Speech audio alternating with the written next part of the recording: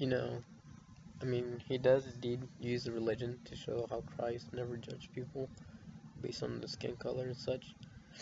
And these people were trying to convert them to civilized people, if you want to say. I mean, they were trying to civilize the Indians, the white people or the Americans. But in the end, they ended up kicking them out, out of their own greed for the land that the Indians were living on. And that's when the Trail of Tears came, and a lot of Indian lives were lost. But I don't know, I mean, so much as to, I guess I would want to ask the Cherokees if I could have, why didn't they try to fight for their land? Why didn't they try to defend themselves more? Um, I know they were outnumbered, they were outgunned, but why? Why didn't you try at least? Maybe then again, maybe it comes into religion. Maybe they did believe in their God a lot more than what the American people thought, you know, believed in theirs, or thought that the Indians believed in theirs.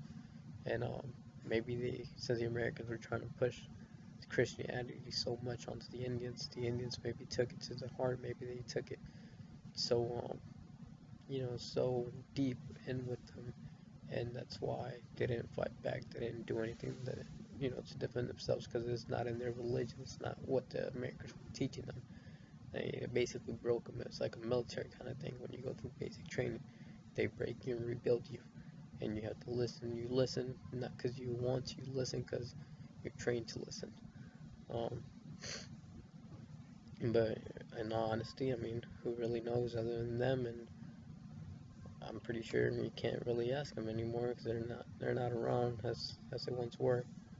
But at the same time, all these decisions, they were made by higher up people and chiefs and stuff like that. So you can't really say that this was individually chosen. It was more like a group. One person chose it for the whole group kind of thing. And you make a good point, as you used in your reading or when you're in your post, how your post about how William issues a challenge when he says, "Let us see if they come anywhere near him with his disciples." I mean, it does make sense right there, and he does use a lot more passages from the Bible to show how Christianity and the Bible have I think in one time he even explained how um, God never, or Christ never taught us based upon the skin color or anything like that. But that's a good post anyways, and I enjoyed reading it.